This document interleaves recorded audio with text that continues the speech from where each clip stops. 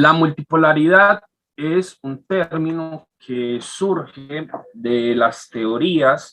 de las relaciones internacionales, cuyo centro, digámoslo así, de estudio y cuyos grandes representantes están en Estados Unidos y en Gran Bretaña, que es precisamente allí donde se crea este concepto. Y es un concepto que nace como con la intención de explicar, por así decirlo, la forma en que el mundo opera a partir de las diferentes sociedades, civilizaciones y culturas que existen, teniendo en cuenta que cada actor internacional necesita una cuota de poder. Según la teoría de las relaciones internacionales,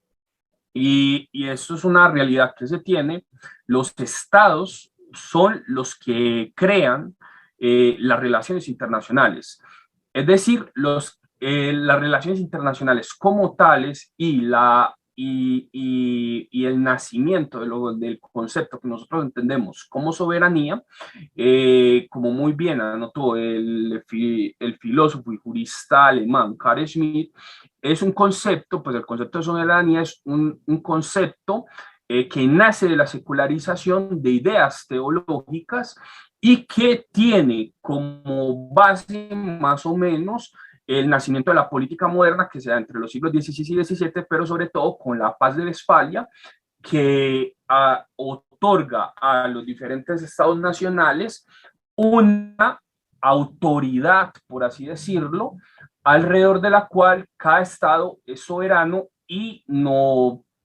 puede ser intervenido exteriormente por ningún poder extranjero, sean estos los imperios, pues, o sea, el imperio austrohúngaro, pues, o sea, el imperio austriaco en su momento, o la católica.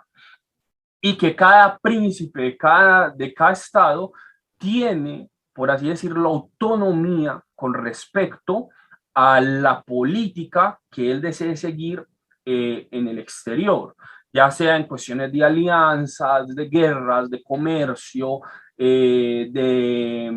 por ejemplo, relaciones con otros estados, los cuales existan. Y a partir de aquí es de donde empieza a surgir, por así decirlo, la teoría de una forma de organización de las relaciones internacionales. Por supuesto, esta teoría moderna se ha ido complejizando con el tiempo y ha sido, pues, sobre todo los grandes autores británicos y estadounidenses como Carr, como H. Carr, o por ejemplo autores franceses como Raymond Aron, los que han profundizado de estas ideas. Ahora bien, la idea de la soberanía se ha ido expresando históricamente en diferentes modos y en diferentes proyectos. En un primer momento, como he dicho, la soberanía, tal y como era entendida, era un concepto que nace en Europa, en particular en la Europa occidental y central, y luego se va extendiendo a todo el mundo. A partir, digámoslo así, de los procesos de las conquistas coloniales que realizan las potencias europeas en la época, pues, de los imperios, como la denominaba Hobsbawm, que comienza más o menos a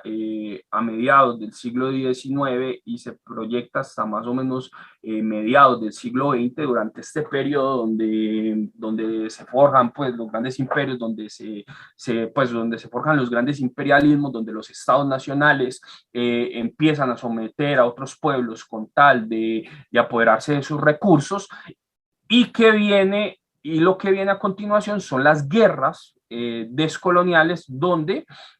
se produce una deseuropeización del mundo, como también señala Carl Schmitt, un triunfo de los grandes poderes y de los estados continentales, es decir, de la Unión Soviética y de Estados Unidos, que forjan la unipolaridad, pues, o sea, que forman el concepto de la bipolaridad, que es el concepto en donde dos polos, digamos, dos ideologías y dos sistemas distintos se disputan la hegemonía del mundo, es decir, la hegemonía de la modernidad y de cómo debe esta imponerse en las sociedades a través de estos dos proyectos antagónicos que van a apoyar de un lado al otro todas estas guerras descoloniales y de descolonización que se producen a nivel mundial durante la segunda mitad del siglo XX y que viendo la fragmentación, por así decirlo, de los grandes imperios anglosajón, pues el imperio británico, el imperio francés, el imperio holandés o el imperio portugués, ven cómo van naciendo nuevas naciones. A partir del fin de la bipolaridad y la asunción por Estados Unidos pues, del colonial, pues, de la globalización y de lo que llamó Krafthaumer, pues el experto en relaciones internacionales norteamericano, Krafthaumer, el momento unipolar, es decir, el triunfo de una única superpotencia sobre el mundo, se crea, por así decirlo, este estado donde todas las decisiones recaen sobre un hegemón, alrededor del cual giran toda una serie de estados, especialmente los europeos y algunos estados asiáticos como Japón, y sobre el cual recae, digámoslo así, las decisiones sobre la guerra, la paz, la economía, la industria, la cultura, que pretende expandirlo alrededor del mundo. La unipolaridad, así como dice Krauthaumer, que vio a Estados Unidos desde 1991 hasta más o menos el 2008, vio el ascenso meteórico de esa potencia como la única, como superpotencia, como única alrededor de la cual giraba el resto de los demás países del mundo. Pues una vez caído la Unión Soviética, desaparece, digámoslo así, el otro polo de la bipolaridad y se crea un vacío el cual los Estados Unidos llenaron. Los antiguos países de la Unión Soviética, de Europa del Este, incluso Rusia, aceptaron que Estados Unidos era superior económicamente e incluso adoptaron muchos de los sistemas que este les proporcionaba, incluyendo, por ejemplo, en la Federación Rusa, la aceptación, por ejemplo, de una constitución escrita totalmente por los norteamericanos y que imponía, por así decirlo, toda una serie de instituciones que eran ajenas a la historia del mundo ruso y que de ahora en adelante manejarían pues todo, con el fin de la unipolaridad y con la expansión, por así decirlo, de los diferentes, pues del modelo de los estados nacionales al resto del mundo. Nosotros hemos visto que el derecho, por así decirlo, de la soberanía, es decir, el derecho de los pueblos a tener una soberanía que sea, por ejemplo, imposible de intervenir desde afuera, y que pues el derecho a la no intervención y a mantener una serie de relaciones internacionales se ha ido, por así decirlo, democratizando, entre comillas, al resto de los pueblos del mundo. Por ejemplo, hoy en día China, India, Sudáfrica, Brasil, que no hacían parte, por así decirlo, de los grandes poderes mundiales o del círculo europeo y de América septentrional, alrededor del cual habían girado los antiguos imperios colonialistas de la segunda mitad del siglo XIX, habían entrado a convertirse en actores importantes que deben ser tenidos en cuenta. Esta democratización de la soberanía y la aparición de estos estados nacionales en otras partes del mundo ha sido, por así decirlo, ha ido de la mano con el nacimiento del concepto de multipolaridad que formulaban, por ejemplo, varios teóricos norteamericanos, como H. Carr, durante durante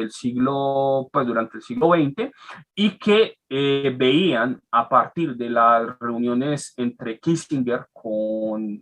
Mao, la aparición, por ejemplo, la separación de China del bloque soviético, el ascenso económico de China, que poco a poco se iba dando, el ascenso económico de Japón, veían en eso y en realidad sus predicciones de que el Asia-Pacífico se convertiría en el lugar donde las economías más bollantes del mundo se rebalancearían y quitarían y restarían peso tanto a Estados Unidos como a Europa, por decirlo, esas se cumplía a partir del pensamiento, es decir, de que esto sucedería, que se empieza a hablar de un mundial, sería el restablecimiento, por así decirlo, no solamente de los estados nacionales, que ya no estarían circunscritos al ámbito exclusivamente europeo, sino ahora mundial, pero a este ámbito se le suma el problema de las civilizaciones, es decir, de este concepto que habían desarrollado durante el siglo XIX y principios del XX, varios autores, entre ellos franceses en un primer momento, luego alemanes y también norteamericanos, pero sobre todo Oswald Spengler y Arnold Toynbee, que desarrollan esta idea del problema de las civilizaciones, en las cuales unos ciertos estados, por su propia historia y configuración, no son únicamente estados nacionales, sino que en realidad son civilizaciones totales que marcan unas semejanzas, como es el caso, por ejemplo, de China, de la India, de ciertos países africanos que tienen, pues, o sea, que tienen una historia que se puede retrotraer hacia épocas precristianas. Estos estados asumirían la misión de estas civilizaciones y por lo tanto se convertirían en los nuevos rivales de Europa. Estas profecías, por ejemplo, que Alfred Mahan, por ejemplo, desarrolla en varios de sus libros de geopolítica, acerca de, por ejemplo, el futuro de una China que hubiera absorbido la técnica occidental y se hubiera apropiado de ella hasta convertirse en una potencia capaz de romper, por ejemplo, con la hegemonía de los países europeos y de Estados Unidos, son cosas que hoy en día se han dado. Y la multipolaridad precisamente viene a llenar ese vacío. La teoría de la multipolaridad, que ha sido desarrollada por el profesor ruso Alexander Dugin, parte de ese conocimiento de las civilizaciones premodernas, las cuales habrían retomado, digamos, esas misiones históricas de los antiguos imperios premodernos o de las antiguas civilizaciones que existían antes de la aparición de la modernidad y que ahora estarían reemergiendo bajo una nueva transformación, digámoslo así, sociohistórica, que hoy en día estaría adaptada, digamos, a las condiciones de la posmodernidad, pero no de una posmodernidad unilateralmente entendida como la entienden, por ejemplo, los autores europeos y estadounidenses, en donde se trataría de una clarificación y una destrucción, digamos, de las estructuras premodernas para darle nacimiento a formas poshumanas, las cuales tendrían pues una misión histórica particular de liquidar precisamente el tiempo, la historia y el espacio, pues tal y como lo entienden los seres humanos, sino más bien de volver hacia un mundo nuevamente basado en categorías premodernas que emergerían con la crisis misma de la posmodernidad,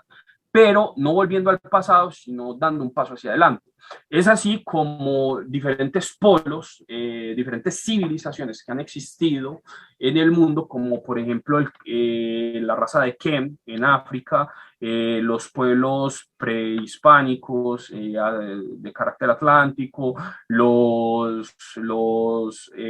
India, la China, el mundo de Oceanía, Eurasia, Europa, América del Norte, adquirirían una autonomía y podrían desarrollar sus propias culturas, sociedades, tecnologías e identidades fuera, digámoslo así, de un único marco histórico. Esta nueva multipolaridad permitiría, por ejemplo, que el gran vacío, sobre todo los territorios que comprenden África y América del Sur, pudieran por fin volver a ser territorios autónomos que lejos de los proyectos que lejos de los proyectos colonialistas podrían convertirse nuevamente en sujetos de la historia, los cuales tendrían sus propias leyes geopolíticas, filosóficas, históricas, sus propios pensamientos, sus propias tradiciones y sus propias identidades, las cuales, por supuesto, contrastarían con las identidades de otros pueblos que existirían en otras partes del mundo. A esta teoría de la multipolaridad se le puede sumar, por ejemplo, los aportes que han hecho, por ejemplo, los filósofos rusos acerca de la necesidad de despertar el Dasein de estos pueblos, entendido como la expresión en el lenguaje, en el ser, de aquello que está latente en las categorías existenciales mismas de los pueblos. Solo así se podría, digamos, llegar a una renovación total de el mundo, el cual se ha visto aplanado por el proceso de globalización que ha intentado estandarizar totalmente las formas de vida de las diferentes sociedades del mundo a través de los sistemas informáticos, a través de la tecnología, a través de los procesos, digámoslo así, de homogeneización de las formas de aprendizaje en todas partes del mundo. Solo de esta manera nosotros podríamos entender o partir o pasar hacia una nueva realidad social y política, la cual hoy en día sigue siendo esquiva para los pueblos del mundo. Por supuesto, la multipolaridad se diferencia también del multilateralismo. Esto es importante entenderlo porque mientras que la multipolaridad significa que existen polos distintos, los cuales toman decisiones basadas en su design, en sus principios y en sus valores, en sus formas de pensamiento, el multilateralismo, por el contrario, es una estrategia de la globalización en donde se toman en cuenta, por así decirlo, los intereses de ciertos actores, pero que pueden pertenecer a otras civilizaciones como Rusia, como China,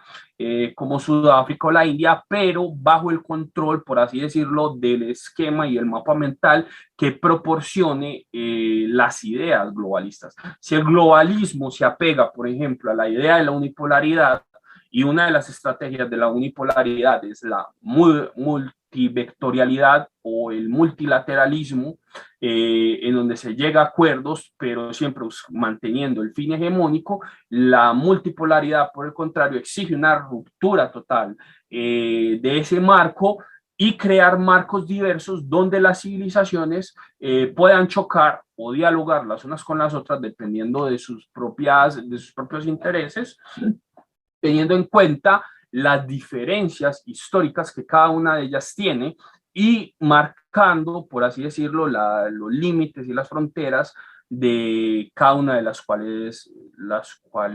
tiene. Por supuesto, no es un proceso fácil debido a las transformaciones históricas que hoy en día se han dado. Muchas de las fronteras entre estas civilizaciones hoy en día son porosas, no están bien definidas y tendrán que convertirse, por supuesto, en el futuro en formas de pensamiento y de acción, las cuales nos remitan, por así decirlo, a diferentes formas de asumir la misma idea de las relaciones internacionales. La multipolaridad, por supuesto, hoy en día está emergiendo y nosotros lo vemos en la forma en que ciertos actores como China, la India, Turquía, Rusia, han ido ganando cada vez más hegemonía, por supuesto, muy por detrás, pero seguramente dentro de un futuro volverán pues serán países importantes como sucede con Brasil, Nigeria o Sudáfrica, se irá reconfigurando poco a poco la estructura misma de las relaciones internacionales mundiales y de ese modo se podrá, por así decirlo, pasar a un mundo que sin duda sea más justo con respecto